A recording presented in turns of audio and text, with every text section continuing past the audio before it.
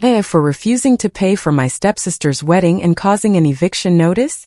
My name is Alexis. I am 33 years old, and I work as a dentist at a private practice. I live a pretty normal life.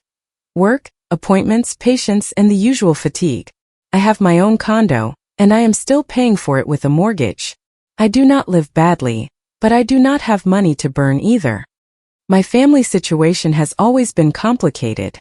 My dad passed away when I was 12. It was one of those sudden heart attacks that gave no warning. He was fine and then suddenly he was not. My mom was devastated, naturally, and although life goes on, the void remained in the house. 2 years later, when I was 14, my mom married Robert. Robert arrived with a daughter from his first marriage. Her name was Emily and she was 9 years old. When they got married, they moved into the house where I had grown up. The house that had been my dad's. First, it was very strange. It was like seeing new people occupying a place that I felt still belonged to him. I tried to adapt. Emily was a child and honestly she was likable. We played video games. Sometimes I helped her with homework. Robert also tried to do things right. He went to my school events, we got together to eat on Sundays, and every now and then we had a family meal at the house. He never tried to replace my dad, and I appreciated that. He had his personality and his way of running things, but he was not mean to me. We grew up as a functional family. Not perfect, but not a disaster either. Emily and I got along well almost always, although like any younger sister, sometimes she got intense, meddled in everything and gave too many opinions, but it was normal. When I finished high school, I got into dental school. That is where I started to detach, not because of drama, but because I was immersed in classes, internships, clinical rotations, and everyday work. It was heavy. When I finally settled down, I started working at a private clinic. I began earning a better salary and built my life on my own. I saw my mom and Robert at Christmas, New Year's, at some family meal before December, or when there was an important birthday. We sent text messages, congratulations, things like that. Emily grew up too. The last time I really spent time with her often, she was in college studying something related to business. We were not close, but there was no fighting either, just distance. Then, almost 2 years ago, my paternal grandmother passed away. She was 89. She lived well, she lived long, but it hit me hard. It was the last strong link I felt with my dad. My mom, Robert, and Emily attended the funeral. I thought it was a nice gesture because it had been about 2 years since we were all in the same place. After the service, we went to the lawyer for the estate meeting. I was distracted with the grief weighing on me, thinking it would be the typical process, some money distributed, some personal items. And yes, there was that. But then came the big news. My grandmother left her condo to me. It was a 2-bedroom unit, simple and well kept in a quiet suburb. It was not luxury, but it was solid real estate. In that area, a place like that could easily be worth between $275,000 and $325,000. I froze. I never expected it. Upon leaving, we went for coffee at a place nearby to decompress. There, amidst the noise of cups and people talking, I let out what I had been thinking. I am considering renting out my grandmother's condo, I said. The rental income would help me make extra principal payments on my mortgage. My mom and Robert looked at each other. It was that look married couples have when they understand each other without saying anything. "Oh, honey," said my mom, adjusting herself in the chair. "We actually wanted to talk to you about that." Emily, who had been quiet, suddenly perked up. "I am dating someone," she said. "His name is Jason. We have been together for 2 years. 2 years. I did not even know. I felt bad because it hit me how distant I was. "That is great," I said, although I did not understand why it was relevant. My mom took my hand. "The thing is, they need a place to live. Jason is not going to renew his lease, and Emily has been in a tiny studio apartment. Your grandmother's place would fit them perfectly." There was the request, clear, without beating around the bush. "Do you want them to live there instead of renting it out?" I asked. "Only for a while," Emily said quickly. "While we get settled, while we save for a down payment of our own." I looked at the three of them. My mom with a face implying I should be generous, Robert with his seriousness suggesting it was the right thing to do, Emily with that smile assuming it was a done deal. It was not like I needed that apartment to live in. I had mine, and that phrase "they instill in you since you were little" crossed my mind. Family comes first. Okay, I said. But be careful with it. Only 1 year. 1 year and that is it. You pay for utilities, HOA fees, minor maintenance and keep it in good condition. Emily almost jumped with excitement. Thanks, Alexis, she said. Really, you are the best. My mom squeezed my hand. This means a lot to us. I smiled and nodded, but inside I was doing the math. Without that rent, my mortgage was going to drag on, and my salary, although good, had a limit. Still, I repeated the usual mantra to myself. Family is family. 2 weeks later, Emily and Jason moved into my grandmother's condo. I met Jason when I went to give them the keys. He seemed decent, polite. He worked in IT, or so they told me, and Emily had always been organized, so I was not too worried. Months passed. I kept paying my mortgage with what I earned at the clinic. It got a bit tight, yes, but I could manage. Emily sent me messages every now and then, asking if a faucet was dripping or if a light bulb burned out, normal things. Jason fixed several things on his own, and the utilities, at least, were always paid on time. A full year passed, and to be honest, time slipped away from me. Between work, difficult patient stress, and routine, I let the deadline slide. Besides, every time I spoke with Emily, she sounded grateful, and that lowers your guard. Until one Tuesday afternoon in March of that same year, my mom called me. I was already home making lunch. Alexis, how are you? Hey, we want to invite you to dinner this Saturday. Around 6. Sure, I said. I will bring something. Just you, she said. And then she added, well, Robert loves that cake from the bakery downtown. If you can pick one up. On Saturday, I left with time to spare because traffic is always heavy in the city. I picked up the cake and went to the house. When I arrived, I noticed something strange. There were more cars than usual in the driveway. Emily's, Jason's, and another sedan I did not recognize. I knocked and Robert opened with a huge smile. Come in, Alexis, come in. In the dining room were my mom, Robert, Emily, and Jason, but there was also a couple older than me whom I did not know. These are my parents, said Jason, David and Linda. I said hello, left the cake on the table, and sat down.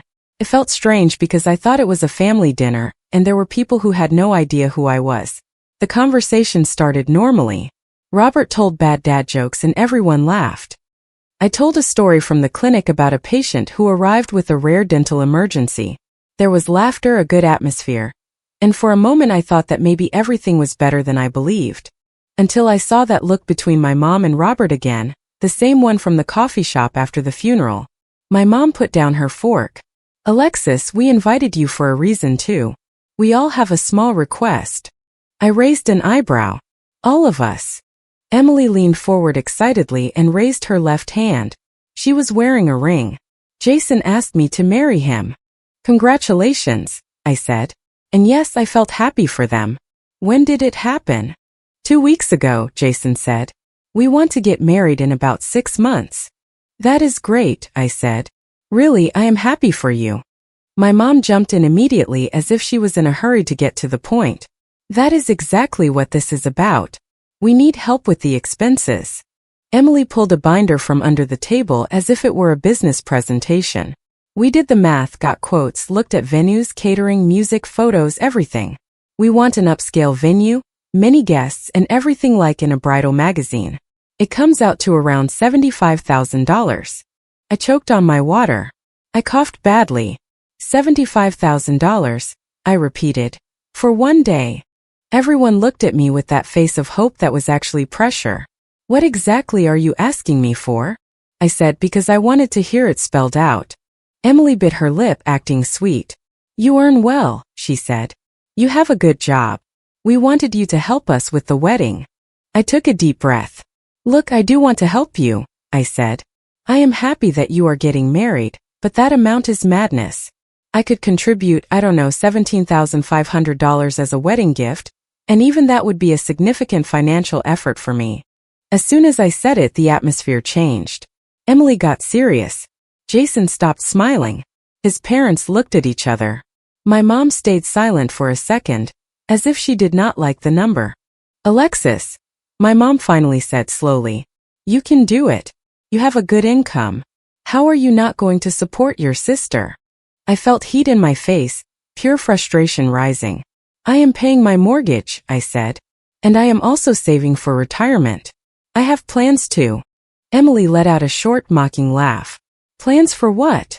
She said. You do not even have a partner. What future? You are alone. And there they laughed.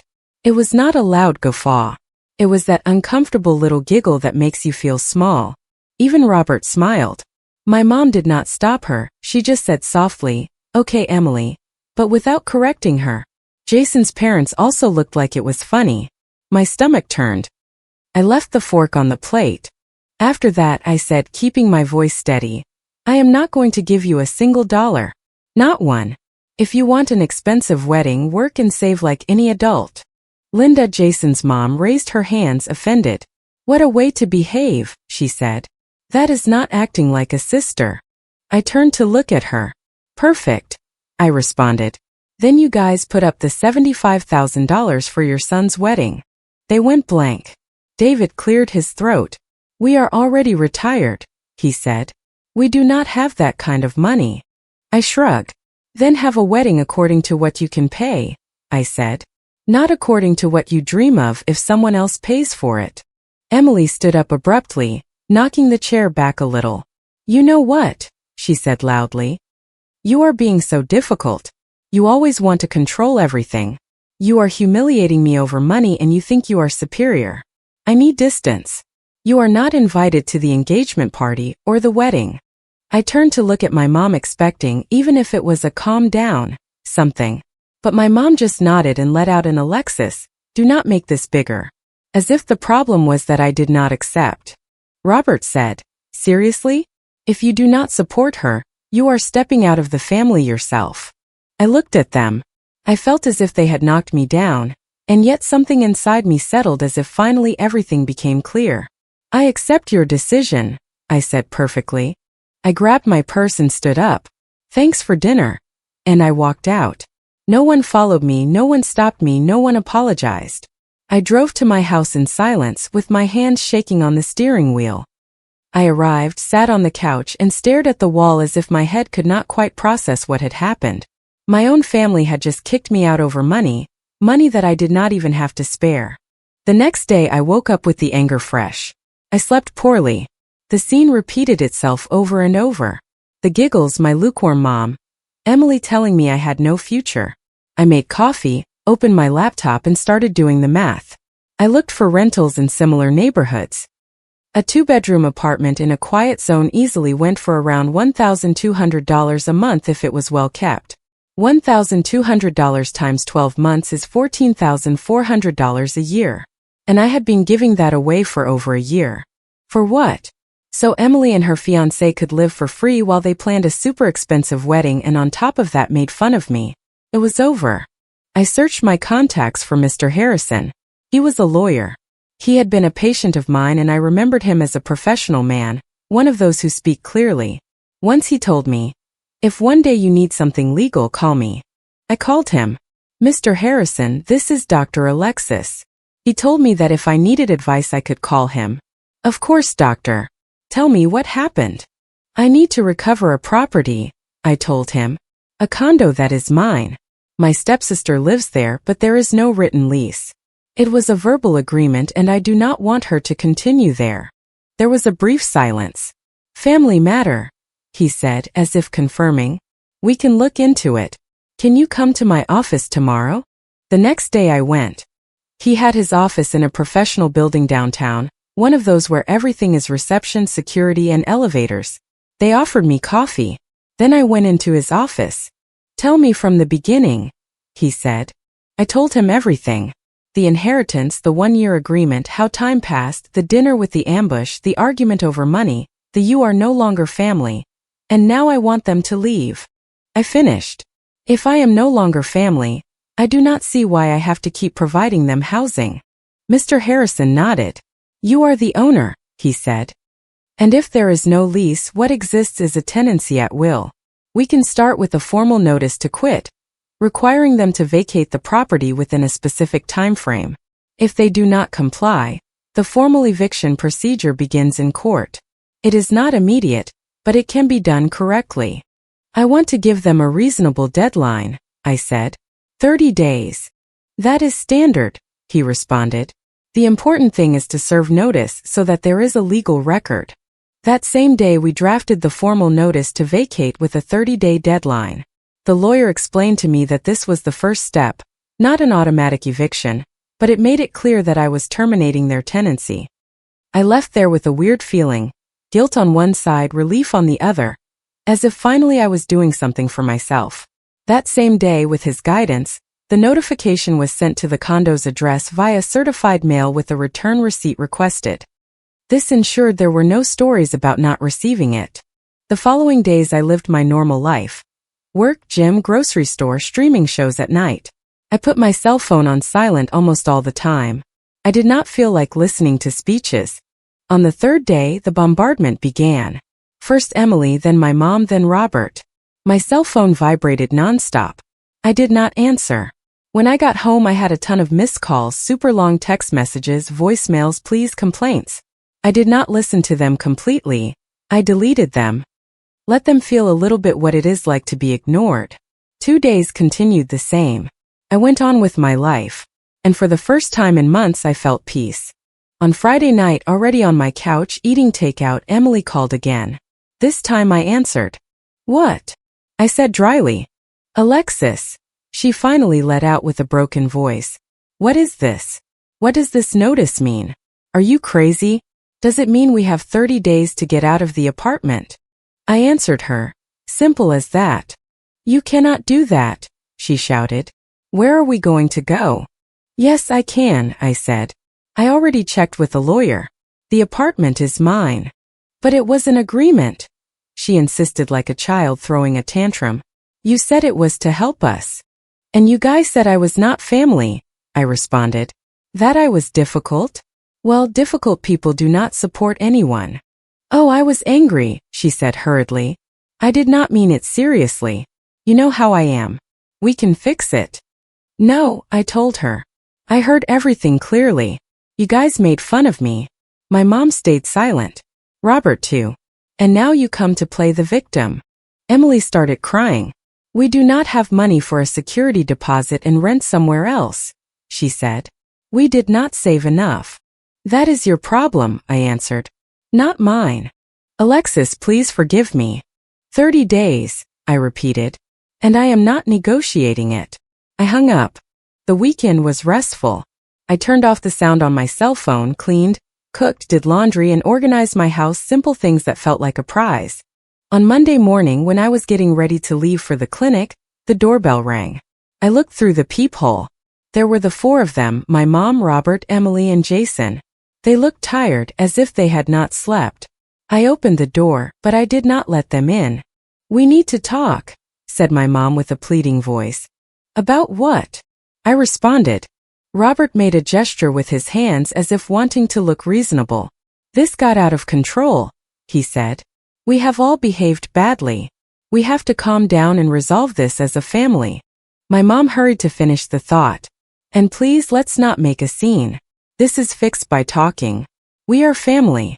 Emily took a step forward, sure of herself, as if she came to close a deal. I thought about it, she said. And I accept your offer. What offer? I asked. The one for the $17,500, she said, as if doing me a favor. You give us the money and we wipe the slate clean. You come to the wedding, we stay in the apartment, and the drama ends. I stared at her and laughter truly came out, not light mockery. I laughed hard, out of disbelief. My stomach hurt, tears came to my eyes. They stood there confused. Are you hearing what you are saying? I asked when I could breathe. You invite me to dinner with deception. You seat me with people I do not even know. You demand $75,000 from me. When I set a limit, you make fun of me. You tell me I have no future, you kick me out of the family, you take away the invitation. And now you come to my door as if nothing happened to tell me that you accept my offer, and on top of that you stay living for free. Silence. I already understood who you are, I said. And I do not want anything to do with you. Emily opened her mouth, but my mom got ahead. Honey, please. No, I cut her off. No. I looked at Emily. You have 3 weeks left, I told her. Use the time to look for where to live. And then to my mom. And you guys leave. I closed the door. I engaged the deadbolt. I stayed a second with my hand on the knob, shaking but firm. The following weeks, curiously, were quieter. They did not call as much anymore. I guess they understood that I was not going to give in. I took advantage of the time. I asked for quotes to paint the apartment, fix details, and do maintenance. It was not destroyed, but it did need some work to rent it out at market rate.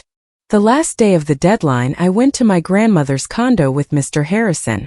I asked him to accompany me in case the situation became volatile.